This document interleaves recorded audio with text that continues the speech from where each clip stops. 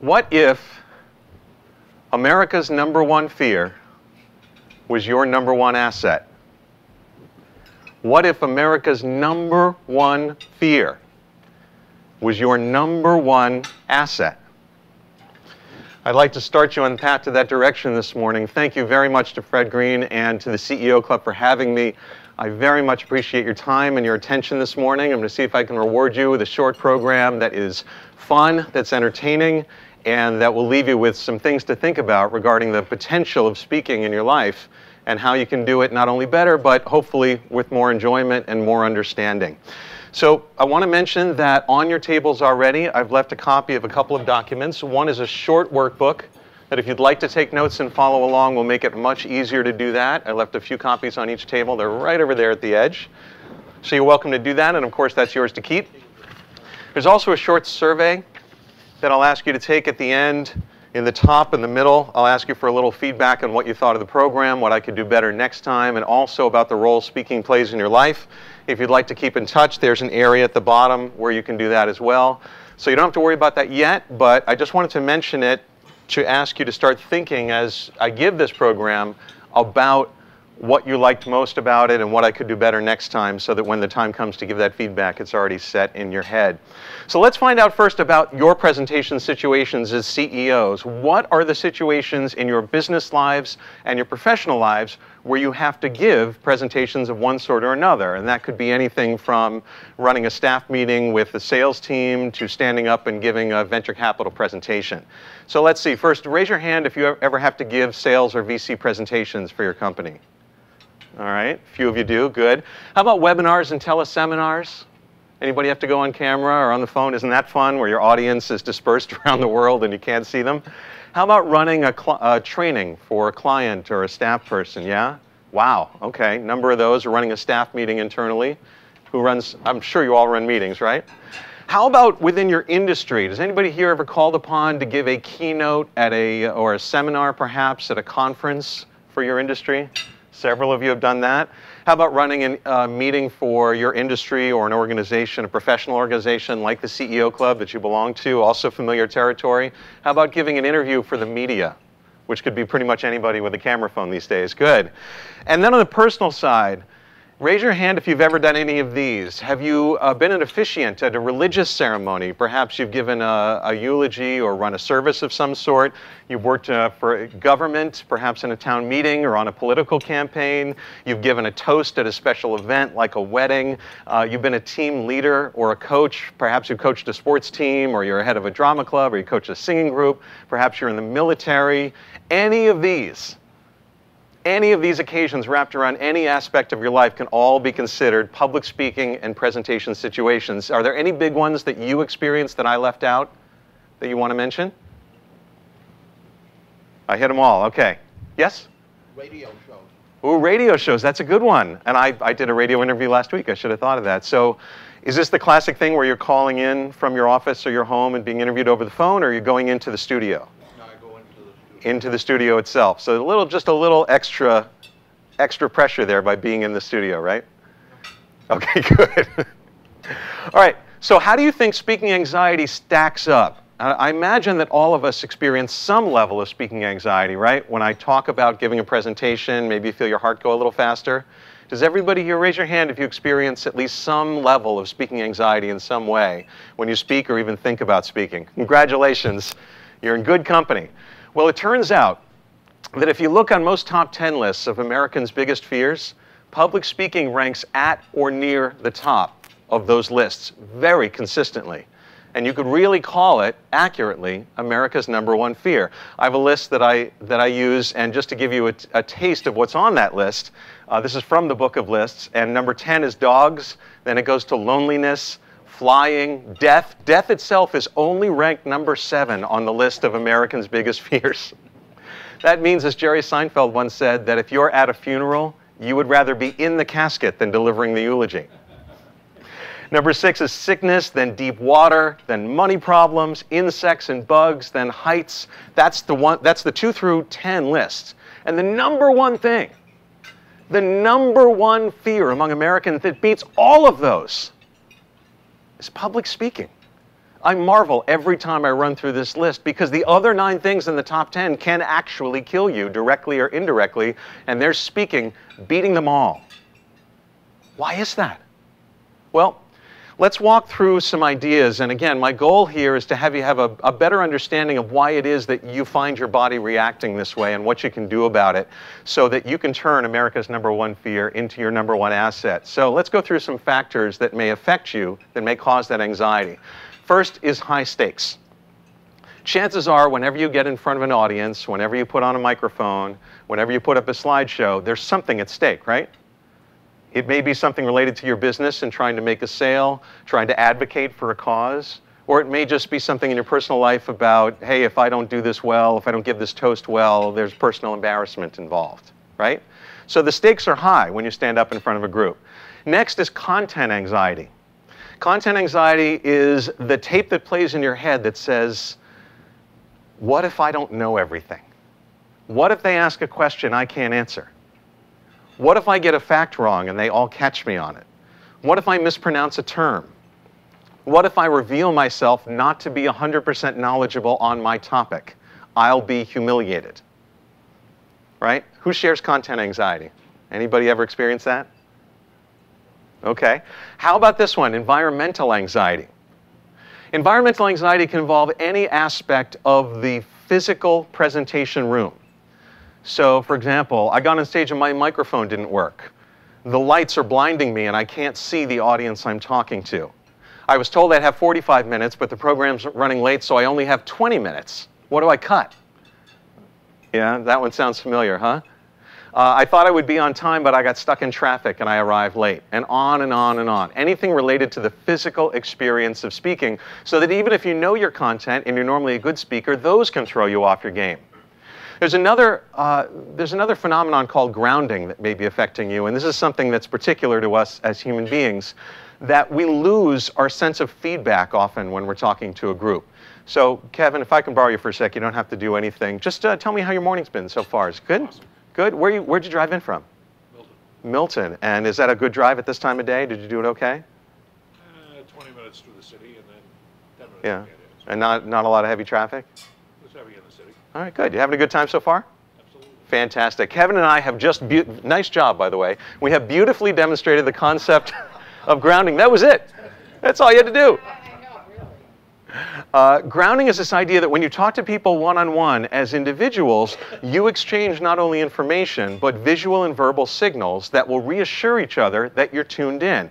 Kevin and I made eye contact. I approached him and stood within a couple feet. Those told him that I was interested in talking to him specifically. I asked questions. He watched my face. He listened to the tone of my voice. He thought, reacted. I watched him as he gave the answers. Not only the words he said, but the way he said them informed me about what he thought on that topic. I'm watching his facial expression. We're each giving each other feedback by visual and verbal cues as we're talking, and that's reinforcing to our brains that, yes, this person is tuned in. And if Kevin didn't answer, or if he looked away, I'd know that something was amiss and I'd react to that. But when you speak to an audience, especially to a big audience, and especially to an audience you can't see because of spotlights, grounding disappears. You're not getting feedback from the audience. You're just seeing maybe blank faces or no faces at all. And that can throw off your brain with just saying, wait a minute, I'm getting no reactions. I don't know what people are making of this. Are they enjoying it? Do they think it's funny? Is it informative? And that can throw you off your game by itself. Has anybody ever experienced that? Okay. So, and here's the big one. The big one is evolution, and I think this is the centerpiece of most people's speaking anxiety. Imagine that you were a caveman or cavewoman living back in caveman and cavewoman days. And one day you're out hunting and gathering and foraging and so forth, because that's what you do, and you find yourself out in a clearing, and you hear a sound behind you. And you turn around, and about 50 yards away, you see a bear. And the bear is standing at the other side of the clearing, looking at you. Well, there are 3 conditions that your brain immediately perceives in that situation to have occurred. The first condition is you're separated from your group. The rest of your tribe is back off at camp doing tribe stuff. You are out here by yourself. The second is you're the object of focus. The bear is looking at you. If the bear were off looking at another animal or foraging for berries or whatever, and wasn't staring at you, you might not feel so nervous, but that's not the case. And the third is there's a fear of harm. You know that if you don't play your cards right in this situation, you're going to be the bear's lunch, and this is the last day of your life. Now, when your brain perceives that those three conditions exist, it automatically initiates a series of chemical reactions in your body in a fraction of a second that's getting you ready physically to do one of two things. Either you're going to fight your way out, or you're going to run away and try to escape. And you all remember from high school biology what that's called, right? The fight or flight response. Thank you, yeah. And let's say that that happens, and your fight or flight response is initiated, and because it's a bear and you don't think you'll win a fight, you run away, and you run away fast, and you actually are able to escape the situation and get back to your tribe. And because you do, you're more likely to procreate. You pass the fight or flight response on to your children. They're more likely to survive, so they pass it on to their kids, and generations go by, and then centuries, and then millennia, all the way up to modern times. Now, think about the situation you're in when you're giving a presentation. You're separated from the group. Everybody else is sitting as you are, and the speaker is here standing. Second, you're the object of focus in the room. Everyone's looking at you. And third, there's a fear of harm.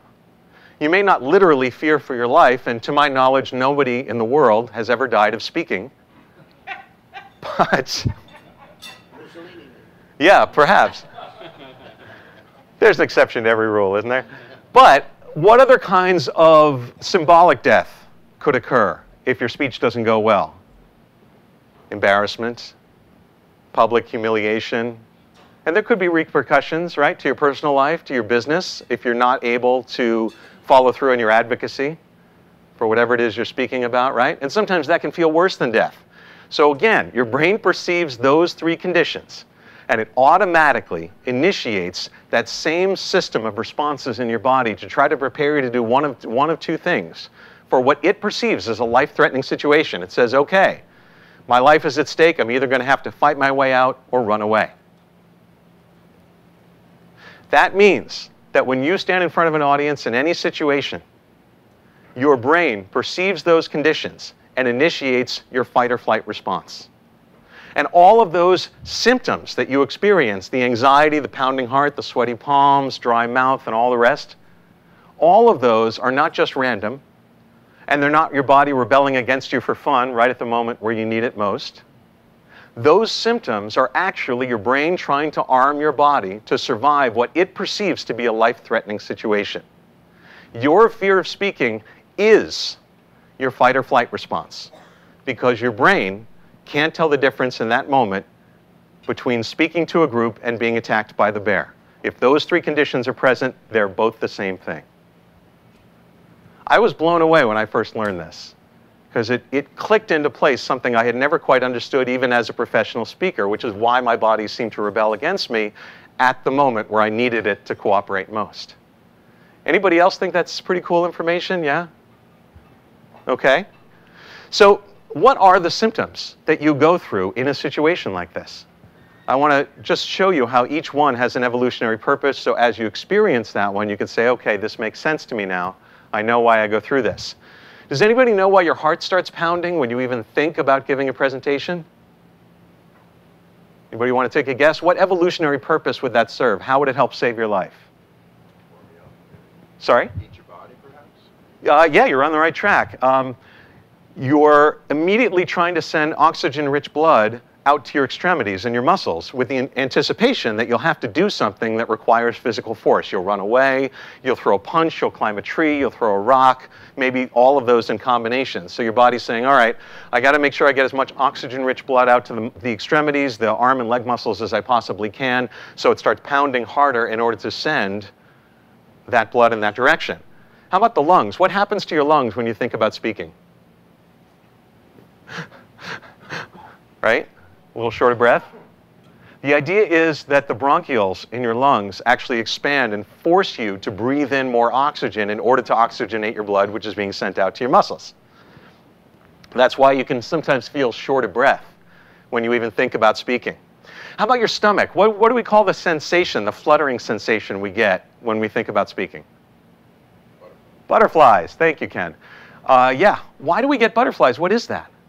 Well, the thought is that just like a car that's going into skid mode, when your body goes into your fight or flight response, it shuts down all the non-essential processes that go on normally in the background in order to divert all the energy to fighting or running away.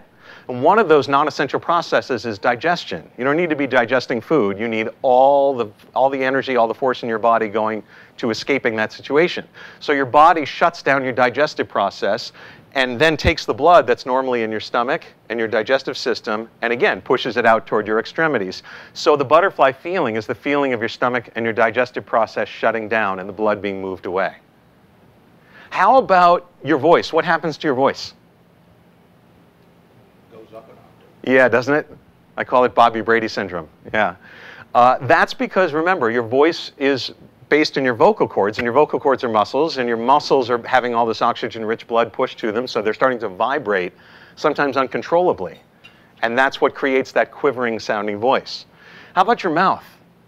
Anybody else get dry mouth? Yeah? And all of a sudden you're desperate for water? Marco Rubio syndrome? Yeah? That's because, again, your digestive process is shut down and the saliva in your mouth is part of your digestive process. So your mouth isn't producing saliva anymore. Your mouth gets dry. How about your memory?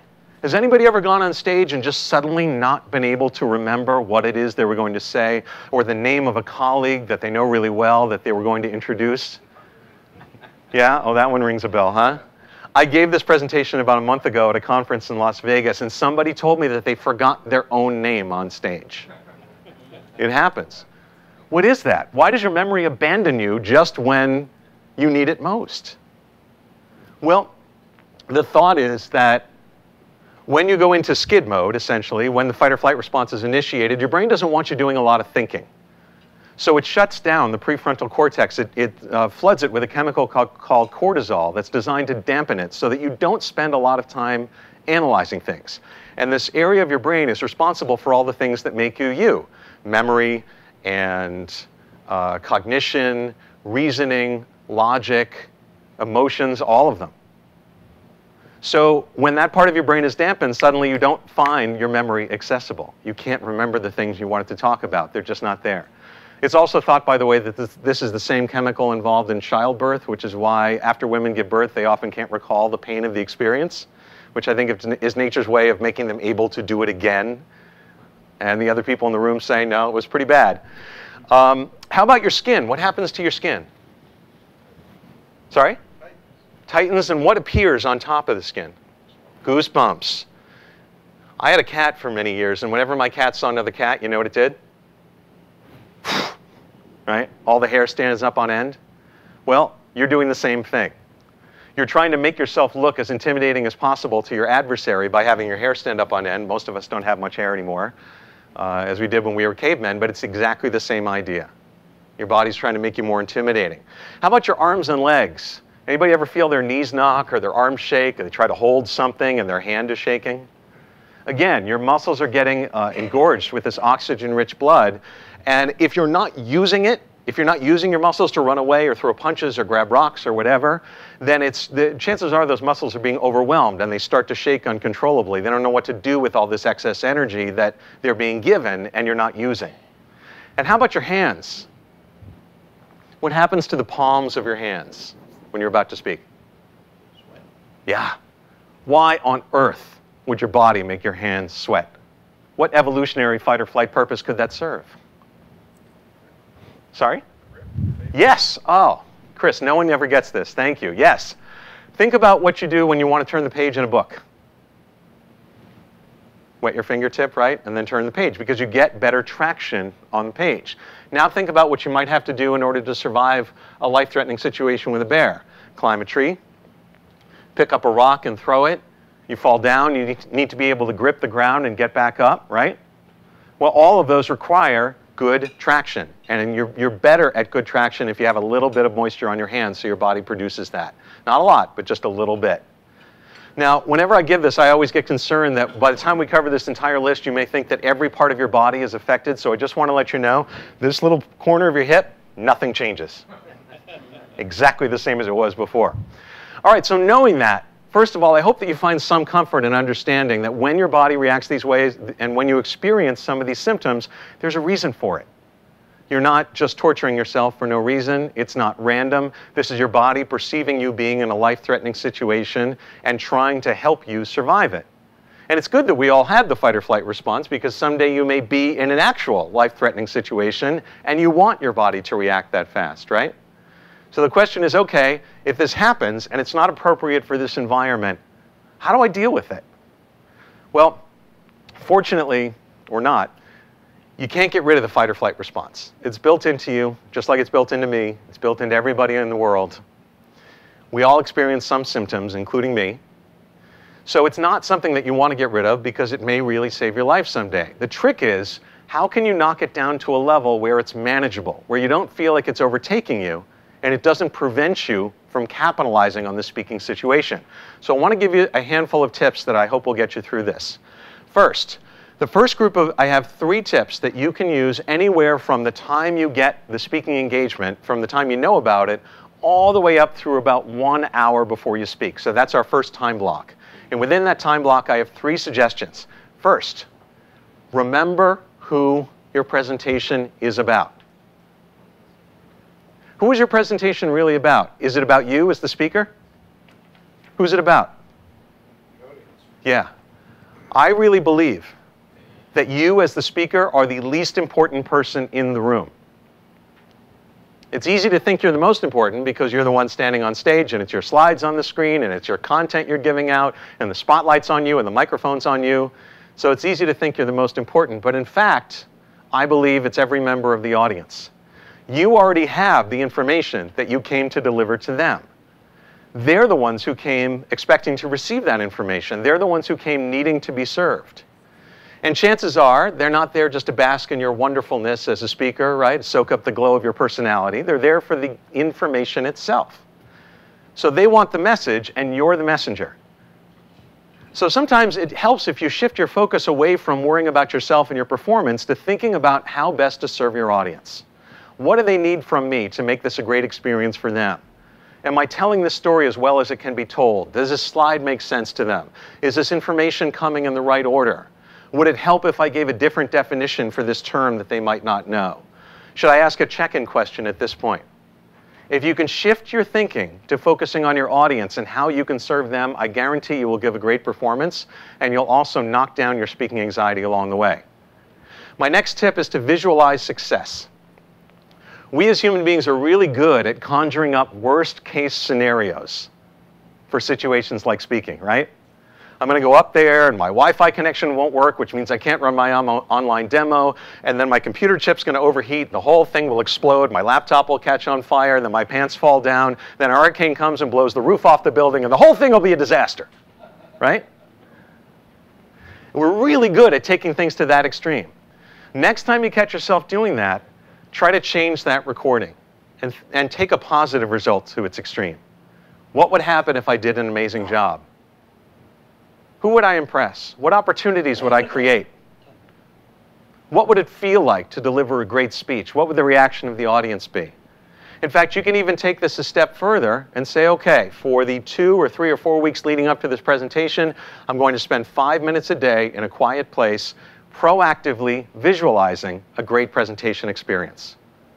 I'm going to imagine myself up there speaking. I'm going to hear the words coming out of my mouth. I'm going to see the faces of my audience and how I want them to react.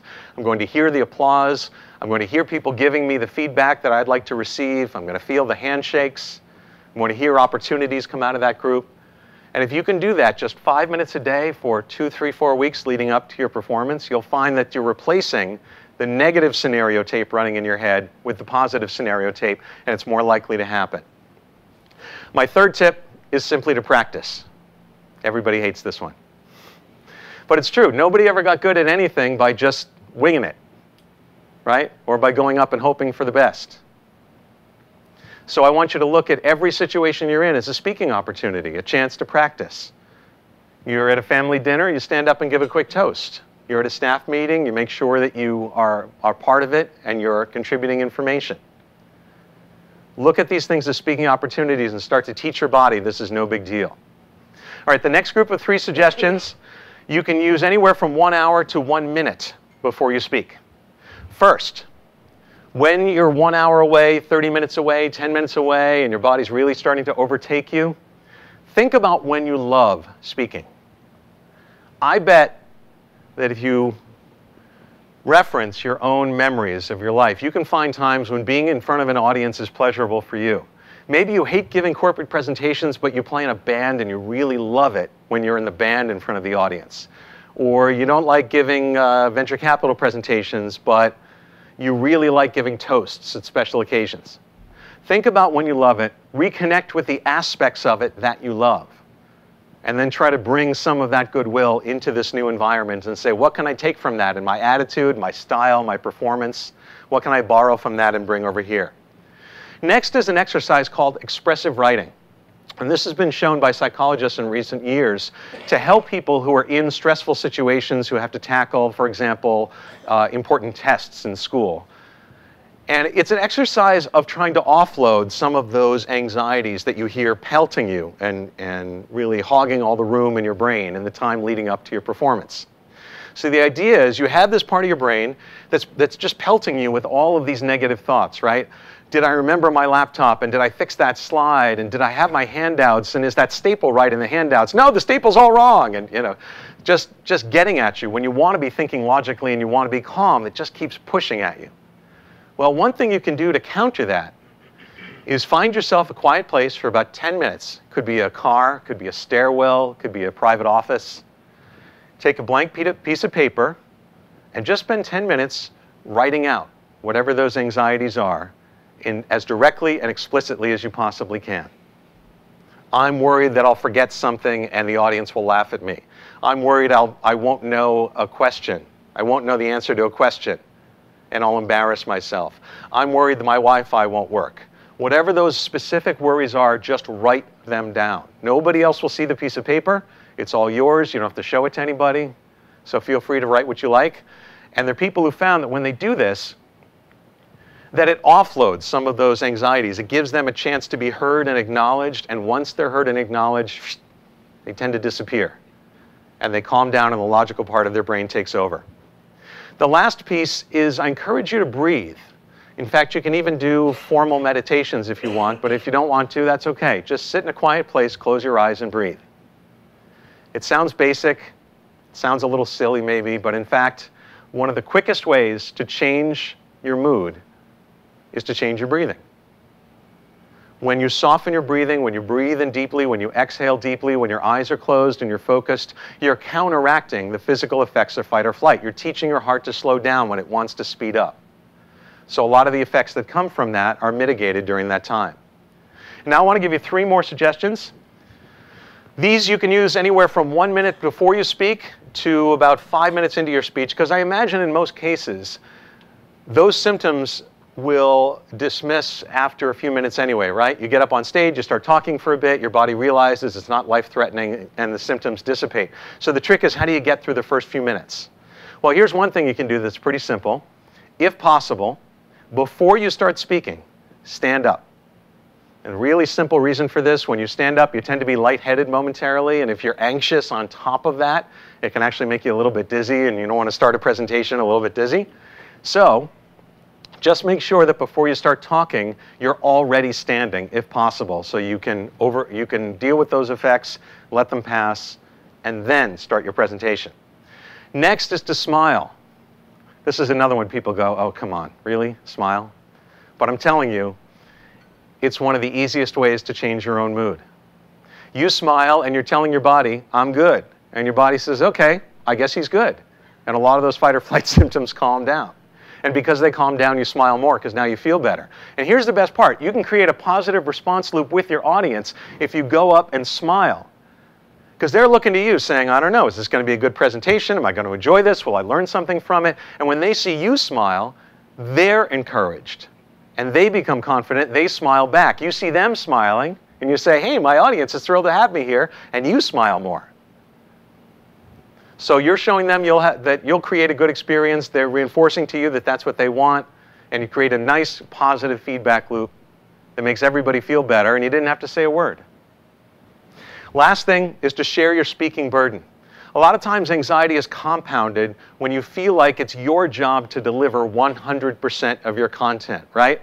I have to say everything. Everything has to come from me. If I'm not talking, nothing's happening in the room. In fact, sometimes it helps to share that burden right when you get up on stage. And you can do that very simply just by asking 1, 2, maybe 3 simple questions. They can be show of hands questions, or you can ask for one-word responses. Nothing too challenging, nothing too terrifying, just a little something that helps you get to know your audience a little bit. Raise your hand if you're from out of town. Raise your hand if you had as much trouble getting here this morning as I did.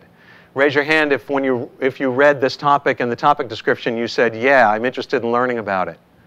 Just something that turns it immediately from a speech into a conversation. You're also showing your audience that you care as much about learning from them as you do about teaching them, which makes them feel important. And every time that you ask a question and you let them answer, you're opening up these little blocks of 1, 3, 5 seconds at a time where you get to relax, where you're not feeling the speaking burden. You're waiting for a reaction from them, and you can take a breath. You can think calmly about what you want to say next. You can repeat a mantra to yourself, whatever helps you. But if you get 3 or 4 or 5 of those pockets in the first minute or two, you're going to find yourself more relaxed more quickly.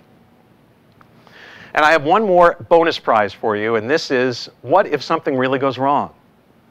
What if the Wi-Fi really doesn't work? What if your computer really does explode? What if a hurricane really does blow the roof off the building? I encourage you to think about changing your reaction to bad events when they happen. So let's say your Wi-Fi doesn't work. You have an online demo and your Wi-Fi doesn't work. What do you do on stage? Well, your first step is simply not to freak out. Your first step is to make sure that you interpret that not as a presentation ending event, but as a small hiccup that you can easily overcome. So instead of saying, oh my God, I don't know what to do, my Wi-Fi is not working, my whole presentation is dead and I'm in front of 100 people, you say, huh, my Wi-Fi is not working. That's inconvenient. And then you find a way around it. My Wi-Fi is not working. That's inconvenient. Why don't I just tell you what you would have seen? And we'll have the crew work on it. Maybe they can bring it up in the next few minutes. And you just keep going. First of all, you're telling yourself this isn't such a big deal. I can work around it. It's not the end of my presentation. They're not really here for the demo. They're here for me. And I can still give them me and my message. And second, remember in that moment, the audience is looking to you for direction, right? They see your Wi-Fi isn't working, and now they're looking at you, wondering how you're going to react to that, and wondering how they should react to it. And you get to dictate the terms of their reaction in that moment. If you freak out, you're signaling to them that they should freak out. But if you're calm, and you laugh it off, and you give a direction to the crew calmly, and then you move on and work around it, you're teaching them that it's not a big deal, and they won't see it as a big deal either. So you've made the problem smaller in their eyes, and it's not the disaster that you thought it might be. All right, I'm just curious, is there anything in that mix, any suggestions that I just gave that you think, yeah, I'd like to try one of these, this might work for me? Any favorites out there? Great idea. Oh, thank you. Good. I encourage you to think about it and see if you could pick one in each one of those 3 categories. Just pick one and say, next time I have a speech coming up, I'm going to try this and see how it goes.